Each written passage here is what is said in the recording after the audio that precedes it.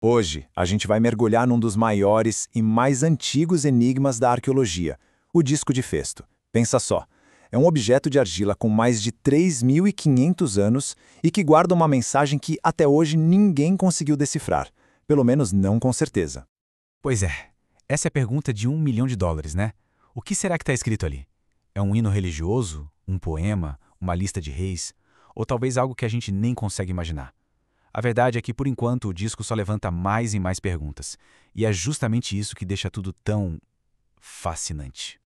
Olha, desde que ele foi descoberto, as mentes mais brilhantes do mundo já tentaram quebrar esse código, mas não adianta. Mesmo com um monte de teorias, o disco continua sendo um baita quebra-cabeça. É como uma voz, sabe? Uma voz de uma civilização que se perdeu, mas que continua ali, em silêncio. Bom, então vamos fazer o seguinte. Para entender esse mistério todo, a gente precisa voltar lá para o começo. De onde ele veio, afinal? A nossa história começa numa ilha grega, bem no meio das ruínas de um palácio muito antigo. Então vamos aos fatos. A gente está em julho de 1908. O arqueólogo italiano Luigi Pernier está lá, escavando o Palácio Minoico de Festo, na ilha de Creta. E aí, no meio dos escombros de um templo, ele encontra isso, um disco de argila. Um achado que, sinceramente, não se parecia com nada que já tinham encontrado antes. E olha, nem com nada que encontraram depois. Essa linha do tempo aqui ajuda a gente a ter uma noção do tamanho da coisa. Pensa só, estamos falando de um objeto criado há quase 4.000 anos. E hoje, ele está lá, quietinho num museu, tão misterioso quanto no dia em que foi desenterrado. É um pulo no tempo gigantesco. Certo. Agora vamos olhar mais de perto para o disco em si. O que a gente está vendo aqui exatamente? Porque as pistas, se existem, estão todas aí, impressas nessa argila. Olha só isso, são 241 símbolos cobrindo o disco. E o mais interessante é que eles não foram desenhados um por um, à mão. Não, eles foram carimbados na argila ainda mole antes de ir para o forno. É quase como uma prensa de tipos antigos, sabe? Uma tecnologia bem avançada para a época. E esses 241 símbolos não estão jogados de qualquer jeito. Eles estão organizados em 61 grupos que os pesquisadores, na falta de um nome melhor, chamam de palavras. Cada grupinho desses é separado por umas linhas, o que dá a entender que tem uma estrutura ali, um texto com começo e fim para cada conjunto. E aqui tá o pulo do gato.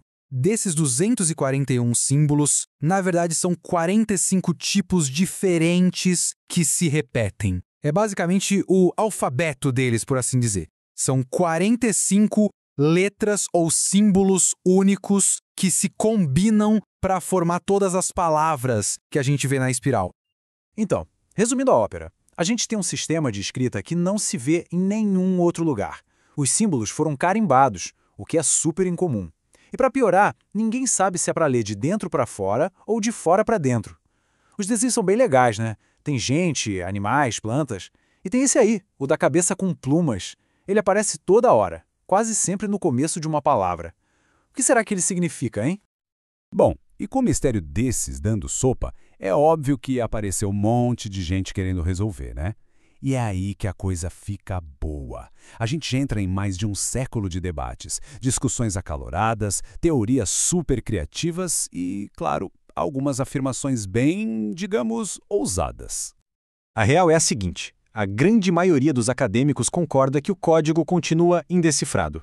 Ponto. Mas o debate está pegando fogo. Para ter uma ideia, bem recentemente, em 2021, um arqueólogo chamado Gareth Owens chegou a anunciar que decifrou 99% do texto. Só que, claro, a proposta dele ainda está passando pelo pente fino da comunidade científica. E olha, ao longo das décadas, já apareceu de tudo, desde análises acadêmicas super sérias até umas interpretações assim de cair o queixo. E algumas, claro, acabaram chamando mais atenção que outras, né? Pega essa, por exemplo. Nos anos 70, um professor brasileiro, o Alberto Mendes de Oliveira, chegou com uma tradução, digamos, grandiosa. Para ele, o disco era nada mais, nada menos que a declaração de um ser divino. Uma mensagem sobre poder, criação, o universo, uma coisa bem cósmica. Pois é, mas essa teoria, por mais cinematográfica que seja, nunca colou com os especialistas. Assim como várias outras, né? Mas ela serve de exemplo para mostrar até onde a imaginação pode ir quando a gente se depara com um mistério desses. Só reforça que o disco de Festo é de fato um enigma e tanto. Ok? Então a gente chega na pergunta final. Por quê? Por que depois de mais de 100 anos, Ninguém conseguiu decifrar o disco de Festo. O que faz dele um osso tão, mas tão duro de roer? A resposta basicamente está numa palavra um pouco complicada: rapax legomeno. O que isso quer dizer? Quer dizer que ele é único. É 1 em 1 milhão. Não existe uma pedra de Rosetta para ele, sabe? Aquele texto que ajudou a decifrar os hieróglifos. Sem outros textos com os mesmos símbolos para a gente poder comparar, fica quase impossível. Cada símbolo pode ser qualquer coisa, e não tem como a gente ter certeza. E isso tudo deixa a gente com aquela pulga atrás da orelha. Será que um dia, com a tecnologia que não para de avançar, ou quem sabe com uma nova descoberta arqueológica que traga mais exemplos dessa escrita, será que um dia o disco finalmente vai falar? Ou será que ele vai ficar para sempre assim, como um eco silencioso de um mundo que já se foi? Bom, o mistério continua.